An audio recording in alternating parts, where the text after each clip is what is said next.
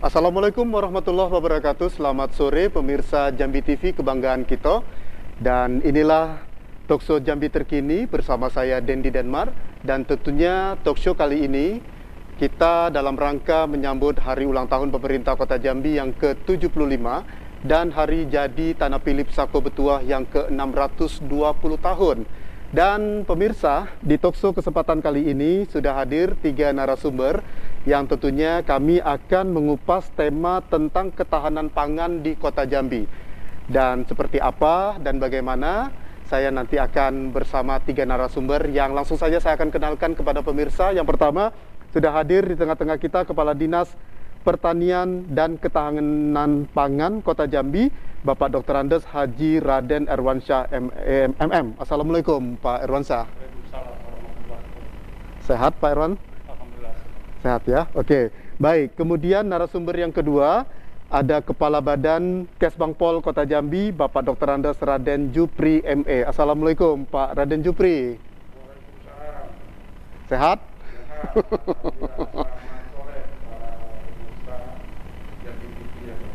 Baik. Kemudian narasumber yang ketiga ada Camat Alam Barajo, Bapak Iper Riansuni STHI ME MKOM. Assalamualaikum Pak Camat. Waalaikumsalam warahmatullahi wabarakatuh. Sehat Pak Camat ya? Alhamdulillah sehat walafiat. Ya. Oke. Alhamdulillah kita bisa jumpa ini walaupun dalam keadaan pandemi COVID-19 dengan harapan semua dalam keadaan sehat. Begitu juga pemirsa Anda yang di rumah ataupun yang menyaksikan tayangan ini, kami selalu mengingatkan kepada Anda untuk melaksanakan ataupun tetap menjaga protokol kesehatan seperti mengenakan masker, seperti kita yang ada di studio ini. Kemudian sebelum siaran tadi kami mencuci tangan dan kami pun duduk berjarak-jarak. Dan satu hal lagi, saya ingatkan kepada Anda, hindari kerumunan. Baik, kita bicara tentang ketahanan pangan di Kota Jambi. Ada narasumber kita, Kepala Dinas Pertanian dan Ketahanan Pangan Kota Jambi, kemudian ada Kepala Badan Kesbangpol Kota Jambi, dan juga Camat Alam Barajo. Kita nanti akan bicara tentang ketahanan pangan itu sendiri seperti apa dan bagaimana. Kemudian saya juga ingin tahu berkenaan dengan program tentang ketahanan pangan. Kemudian mungkin ada saran dan rekomendasi, karena ini saya akan mengaitkan dengan visi dan misi dari Bapak Wali Kota Jambi, Bapak Wakil Wali Kota Jambi. Di tengahnya ada RPJMD 2018 sampai nanti tahun 2023 berkenaan dengan good governance. Nah, saya akan ke Pak Erwansyah dulu selaku Kepala Dinas Pertanian dan Ketahanan Pangan di Kota Jambi. Nah, Pak Erwansyah, kalau kita kaitkan dengan visi dan misi Bapak Wali Kota Jambi, Bapak Wakil Wali Kota Jambi, di sana dijelaskan visinya seperti apa, kemudian misi yang dibawa juga ada, kemudian kita kaitkan juga dengan RPJMD yang sudah disusun sedemikian rupa selama 5 tahun, kita kaitkan sendiri. Sebenarnya kalau kita kaitkan dengan Jambi terkini yang digaung-gaungkan, dengan kalau kita ngelihat progresnya, walaupun pandemi, saya yakin dan percaya ini meningkat dan berprogres sangat bagus sekali. Kaitan antara Dinas Pertanian dan Ketahanan Pangan untuk mensukseskan Jambi terkini, ini apa saja yang dilakukan, Pak Erwan? Terima kasih. Assalamualaikum warahmatullahi wabarakatuh. Salam pemirsa Jambi TV yang kami hormati. Kalau dilihat dari visi dan misi Wali Kota Jambi, itu tertuang di dalam RPJMD, Ya. Dinas Pertanian Ketahanan Pangan, itu masuk pada visi yang keempat. Visi yang keempat. Visi yang keempat. Nah, kalau menilik dari undang-undang pemerintah daerah, kita salah satu ketahanan pangan itu masuk pada urusan wajib. Oke. Jadi harus kita laksanakan. Tidak ada kata untuk dapat kita menolak karena sudah merupakan urusan wajib. Ketahanan pangan sendiri kalau berdasarkan PP Peraturan Pemerintah Nomor 17 Tahun 2015 itu kondisi terpenuhnya kepentingan negara dan perseorangan. Artinya tercermin situ kebutuhan masyarakat yang aman, yang bersih, ya, yang terpenuhinya keinginan pada masyarakat itu harus kita jamin. Jadi kalau melihat dari bahasa ekstrimnya, kita Dinas Ketahanan Pangan ini itu harganya harus stabil, barang tersedia dan mudah didapat. Itu jaminan. Nah, melirik daripada kebutuhan di sini, kami juga sadar bahwa kita Kota Jambi dipadukan dengan Jambi terkini. Kita berdasarkan Kementan, luas lahan kita pada tahun 2021 ini tinggal 520 hektar yang tersedia sekarang. Nah, kalau kita lihat dari mata produksi 520 hektar ini, kita rata-ratakan 1 hektar itu hasil produksi panen kita dari 5 ton. Berarti kali 500 kali 20, ya, itu dikalikan dengan kepentingan ini, maka timbulnya itu 2.600 itu ton itu. Iya. Sedangkan Susenas mengeluarkan aturan kebutuhan masyarakat mengkonsumsi beras itu per hari per jiwa itu 293 gram. Artinya didapat dari 2.600 kita bagi 227 ton ini per hari.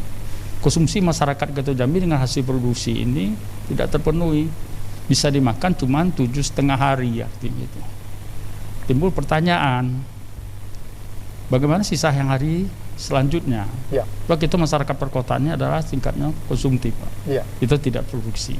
Nah, kita di backup untuk di ketahanan pangan itu 1 perum dolok dan 10 distributor beras itu atau pangan itu. Nah, di rapat Dewan Ketahanan Pangan Kota, kami berkomitmen bersama dengan kawan-kawan distributor, bersama dengan Bulog, itu akan memenuhi kebutuhan masyarakat Kota Jambi. Ya, seperti yang saya sampaikan dari awal, terpenuhnya kebutuhan masyarakat Kota Jambi, harganya terjangkau dan mudah didapat. Nah, ini yang kita waspadai bersama-sama dengan tim pangan itu sendiri. Nah, tim pangan ini terdiri dari Pemda itu sendiri, yang kami sebagai merupakan ketua harian langsung dipimpin oleh Bapak Wali Kota. Di situ ada Forkompimda, ya, ada dari Kapolresta, dari Kejari, dari Peradilan, ya, tim teknis yang lain termasuk UMKM, Kesbangpol, Hukum, itu meliputin semua sebagai merupakan tim ketahanan pangan. Tugas tim ketahanan pangan ini itu harus menjaga keamanan pangan gitu, bukan saja hanya untuk memenuhi kebutuhan. Itu yang terkini itu. Kita harus menjaga keamanannya. Iya, mulai dari alur masuk, ya, sampai ke pendistribusian itu dengan prinsip tadi mudah didapat, harga yang terjangkau, dan itu dirasa aman. Nah, inilah yang kami lihat. Tapi sebaliknya dengan kebutuhan pangan ini tidak saja hanya daging, ya, tidak saja beras, tapi juga masuk ternak.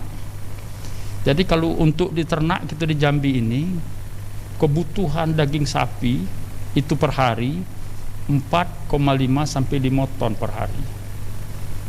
Sedangkan ayam itu 19 ton. 4,5 sampai 5 ton ini kalau kita melihat sumber daging yang datang di Jambi, di samping daerah penyangga, kita di dalam daerah dari Muara Bungo dan Kerinci, kita didatang juga dari Palembang dan Lampung. Oh, itu penyangganya? Itu penyangga. Oke. Nah, sedangkan ayam, ini daerah penyangga kita pasokannya itu dari Muara Jambi dan Batanghari. Begitu juga dengan ikan kebutuhannya. Yang nama pangan ini bukan hanya beras, tapi itu yang harus diketahui warga dan masyarakat kita, khususnya di Kota Jambi, ikan. Ikan kalau bahasa kita sehari-hari itu ikan segar, ikan sungai, itu kebutuhan kita per hari itu 25 ton. Sedangkan ikan di luar itu atau ikan es, ikan laut itu 35 ton. Sumber ikan segar ini rata-rata di daerah perairan kita Sungai Batanghari, dan penyangganya memang daerah Muara Jambi dan Batanghari. Sedangkan ikan laut ini didatang dari Tanjung Jabung Barat, Tanjung Jabung Timur, dan tidak sedikit juga dari Jakarta itu sendiri. Nah, inilah merupakan kebutuhan-kebutuhan dari masyarakat harus terpenuhi. Prinsip kita di ketahanan pangan sesuai dengan bangunan yang digelontorkan oleh Pak Wali, barang itu harus tersedia, mudah didapat, barang tersedia, mudah didapat, harga terjangkau. Nah, sekarang menjadi pertanyaan saya ke Pak Kepala Dinas Pertanian dan Ketahanan Pangan nih. alur distribusinya. Karena kalau ada yang nyangkut, ini kan otomatis efek dominonya pasti akan panjang nih. Termasuk harga yang tadi Bapak bilang harga terjangkau menjadi tidak terjangkau. Idealnya arus distribusi, karena kan kita menjaga ketahanan ini. Jangan sampai ada yang terputus di tengah. Jika seandainya terputus di tengah, maka ini efeknya, contoh misal, harga daging pasti akan ketemu selisih. Kemudian harga cabai pasti akan ketemu selisih. Nah, alur distribusi yang ideal itu seperti apa nih Pak Kepala Dinas? Untuk memenuhi kriteria ini kita ada bermacam bentuk kerjasama. Ya, itu kerjasama. Seperti beras, saya sudah mendatangi sentra beras yang ada untuk kita di Sumatera, seperti di Muba, kita di Solo, di Sekumbung, ya, termasuk yang di Lampung atau di Pekanbaru. Kita bersama distributor itu mengadakan semacam MOU kesepakatan apa yang menjadi kebutuhan kota, mudah-mudahan daerah itu untuk memenuhinya. Itu kesepakatan pertama. Kedua, pengaktifan oleh Satgas Pangan Kota Jambi maupun Provinsi Jambi. Oke, sekarang saya baca ini dulu. Saya tahan, Bapak. Satgas Pangan ini siapa saja? Satgas Pangan yang kota dulu, yang kota itu ketuanya langsung Bapak Wali Kota, yang ketua harinya adalah Dinas Pertanian Pangan, ya, Polresta, dari Kejari, dari Kodim, Bulog, Dinas UMKM, Kesbangpol, Hukum, Humas, dan terakhir itu adalah kerjasama kalau di Sekretariat Daerah. Nah, kemudian selanjutnya berkenaan dengan distribusi sendiri. Distribusi ini kita ada asosiasi. Kalau di Jambi ini ada asosiasi seperti asosiasi daging, ada asosiasi distributor beras yang langsung dibina oleh Satgas Pangan. Nah, kita mencontohkan waktu saat kita pertama sekali terdampak COVID-19 khusus Kota Jambi. Nah, iya, karena kita akan kaitkan ini, karena kalau bicara tentang kepemimpinan Bapak Wali Kota, Bapak Wakil Wali Kota Jambi, mungkin 2018 tidak begitu ada masalah, malah ini sangat bagus. Di 2019 mungkin saya akan dengan bahasa yang sama, tidak masalah dan sangat bagus. Pandemi dimulai awal tahun 2020 dan saat ini masih berjalan. Ini segalau apa nih Pak Kepala Dinas? Kalau hasil rapat yang langsung dengan Direktur Utama Bulog pada saat terjadi, kami gejolaknya seperti apa? Memang gejolaknya pada saat itu kita sudah dipinta data, baik itu dari Polda, dari Danrem, minta data berapa konsumsi masyarakat Kota Jambi. Saya seperti yang tadi Bapak bilang, kalau daging per hari 4,5 sampai 5 ton per hari. Kemudian kalau untuk ayam 19 ton per hari dan seterusnya. Beras ikan. Itu 227 ton per hari. Itu khusus untuk Kota Jambi.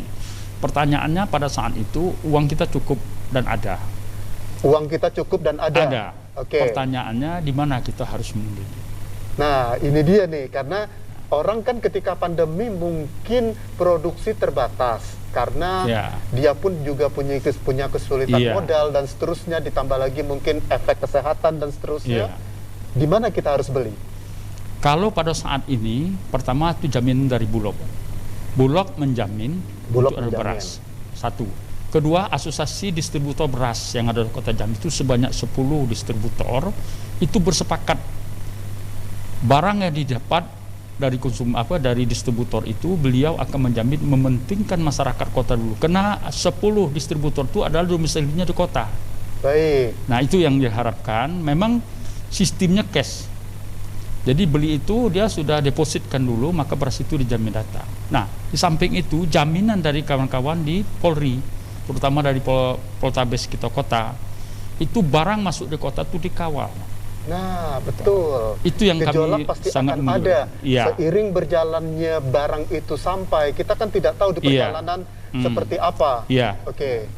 Itu dijamin oleh Polresta kita Jambi. Baik, saya ke Kesbangpol. Saya ke Kesbangpol, Pak Raden Jupri. Kita berkenaan dengan ketahanan pangan itu sendiri. Saya akan kaitkan karena saya ingin tahu ini. Untuk tugas dan fungsi dari Kesbangpol itu sendiri, adanya divisi misi Wali Kota Jambi dan Bapak Wakil Wali Kota Jambi ini adanya di TUSI yang mana? Karena kan kalau ketahanan pangan jelas ada dinasnya. Kalau Kesbangpol, kalau untuk visi dan misi dari Pak Wali Kota dan Pak Wawako, adanya di TUSI yang mana? Mungkin bisa dijelaskan Pak Jupri. Terima kasih. Assalamualaikum warahmatullahi wabarakatuh. Selamat sore para pemirsa Jambi TV yang berbahagia. Badan Kesbangpol Kota Jambi ini melaksanakan visi dan misi pemerintah Kota Jambi yang keempat. Oke. Dapat kami sampaikan di sini, Badan Kesbangpol terdiri dari 3 bidang. Ya, bidang pertama yaitu bidang ketahanan seni, budaya, agama, dan organisasi kemasyarakatan.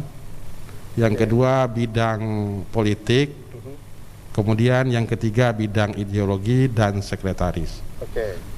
Terkait dengan ketahanan pangan, Nah ini maksudnya dari 3 ini yang mana nih? nah maksudnya di bidang ketahanan seni, budaya, dan Berarti yang ekonomi. Yang pertama tadi, oke, Nah, dijelaskan. di bidang ekonomi. Nah di sini peran Kesbangpol yang pertama sekali terkait dengan ketahanan pangan ini terkait erat. Pertama kami pembinaan terhadap ormas di bidang pertanian, yaitu kelompok tani. Nah ini kami sudah mendaftarkan lebih kurang 103 ormas kelompok tani. 103 ormas tani per 2021 sampai ini. dengan 2021 ini yang Baik. sudah masuk ke database Ya. di Kesbangpol. Baik. Nah, kelompok tani ini secara rutin setiap tahun itu 2-4 kali ada pertemuan di Kesbangpol. Oh, triwulan ya? Triwulan ya? Per triwulan. Triwulan, Nah, oke. triwulan, kalau tahun kemarin kami kebetulan masuk di penghujung tahun, itu ada pertemuan yang kedua. Kalau saya tahun dulu dua kali di Baik.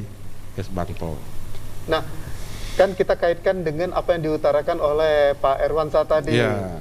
Ketika pertemuan itu berlangsung per triwulan, pasti mereka akan mengangkat isu-isu. Ya. Pasti mereka akan mengangkat isu-isu. Isunya adalah bagaimana ketahanan pangan di tempat mereka masing-masing. Nah, ini sepelik apa ketika pertemuan Ya. itu terjadi? Dalam pertemuan itu kita juga mengambil narasumber. Ya. Ya, pertama sekali legal formal daripada ormas itu Kesbangpol. Ya mungkin ada di antara salah satu kelompok tani tadi yang belum memenuhi persyaratan. Itu Baik. pertama. Terus masalah isi daripada pertemuan ya sudah barang tentu masalah kegiatan di bidang pertanian. Ya. Hasil dari pertemuan tersebut, kami selaku tempat daripada pertemuan membuat satu notulen. Ya. Dan notulen itulah yang kami sampaikan kepada instansi terkait, terutama kepada Dinas Pertanian, Oke. kemudian bagian ekonomi, dan juga instansi terkait lainnya. Nah, saya ke Pak Camat karena ini menarik Pak Camat. Apalagi Alam Barajo ini secara luasan banyak lahan-lahan yang boleh dibilang produktif ya. Kita kaitkan dengan ketahanan pangan itu sendiri. Nah, Pak Camat, Bang Iper, kalau kita bicara tentang kerawanan pangan, karena pertama secara luasan Alam Barajo masih banyak tanah yang berpotensi untuk diolah. Tetapi kita juga bicara tentang mengantisipasi kerawanan. Ini gimana nih Pak Camat? Apa yang dilakukan oleh kecamatan sendiri untuk mengantisipasi hal ini? Saya akan kaitkan mungkin 2018 tidak masalah, 2019 tidak masalah. Pandemi ini kan mulai di 2020 dan sekarang masih berjalan. Mengantisipasinya seperti apa nih Pak Camat, Bang Iper? Terima kasih Mas Dendi atas waktunya. Ini amat sangat luar biasa pertanyaan Mas Dendi ini terkait daripada antisipasi memang kerawanan pangan di tengah pandemi saat ini. Ya, peran kami selaku camat khususnya di Kecamatan Alam Barajo kembali kepada tugas pokok camat itu sendiri, yang sifatnya adalah koordinatif dan fasilitatif. Jadi untuk yang kami lakukan sampai dengan saat ini antaranya adalah ini kita melaksanakan koordinasi terkait dengan pemberdayaan daripada kelembagaan. Pemberdayaan kelembagaan ini maksudnya adalah pemberdayaan kelembagaan petani dalam rangka ketahanan pangan. Yang kedua, berarti ada kaitannya dengan yang 103 tadi ya? Benar. Oke, mungkin betul. Dari 103 ada di Alam Barajo. Betul. Oke, lanjut.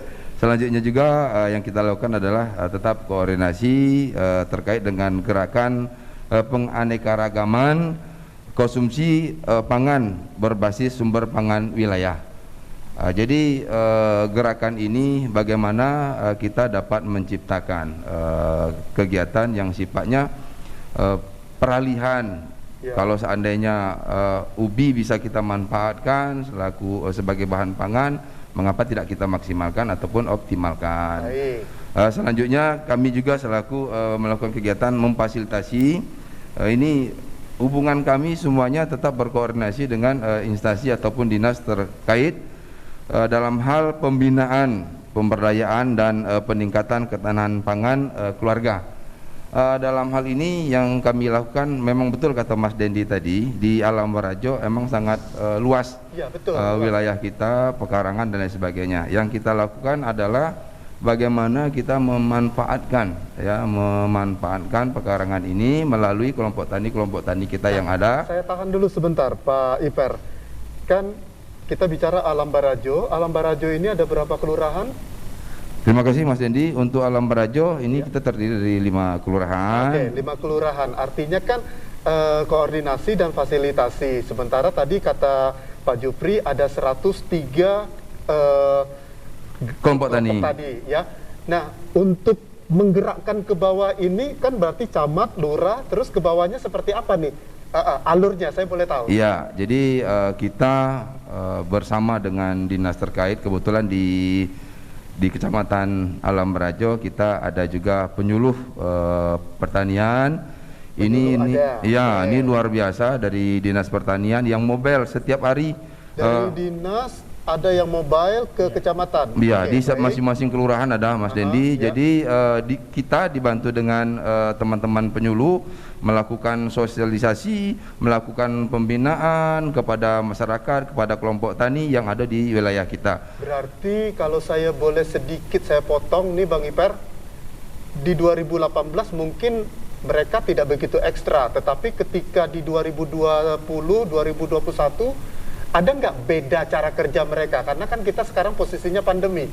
Boleh cerita nggak Bang Iper? Terima kasih. Beda cara kerja mereka saat ini. Terima kasih Mas Dendi. Memang di tengah pandemi dalam rangka juga kita memutus mata rantai. Tetapi bagaimana ketahanan pangan juga tetap memang menjadi perhatian kita. Jadi melalui daripada penyuluh kita, ini biasanya kan sifatnya kita melakukan pembinaan dan sosialisasi. Ini kita di satu lokasi dengan mengumpulkan jumlah masyarakat yang lumayan begitu ramai. Tetapi di tengah pandemi penyuluh-penyuluh kita langsung turun ke dalam artian dengan tidak mengumpulkan massa yang begitu banyak, tapi cukup dengan kelompok ketua-ketua kelompok mereka dilakukan pembinaan dan sosialisasi terkait dengan ketahanan pangan ini sendiri. Pembinaannya, sosialisasinya, memfasilitasinya tetap protokol kesehatan. Benar sekali Mas Dendi. Untuk mengumpulkan rasanya ini bisa jadi konyol. Betul. Sementara kita ingin kalau bisa ini direm, tapi secara ketahanan terus jalan. Betul. Oke. Terima kasih. Pak Kepala Dinas, Pak Jupri, Kesbangpol, juga Bang Iper, kita tahan dulu sebentar karena setelah ini nanti saya akan bicara tentang teknis langsung seperti apa program dari Dinas Pertanian dan Ketahanan Pangan Kota Jambi, kemudian secara teknisnya sendiri kalau seandainya terjadi indikasi di Kesbangpol nanti bergeraknya seperti apa, dan juga Pak Camat nanti saya akan tanya pembinaan-pembinaan yang dilakukan, dan juga saya juga akan tanya mungkin ada intrik seperti apa, karena pasti akan ketemu permasalahan pada saat ini berjalan, ketahanan pangan ini berjalan. Baik, pemirsa, program Talkshow Jambi Terkini kami akan kembali sesaat lagi, jangan kemana-mana, nanti kami akan bicara tentang teknis, tetap di program ini.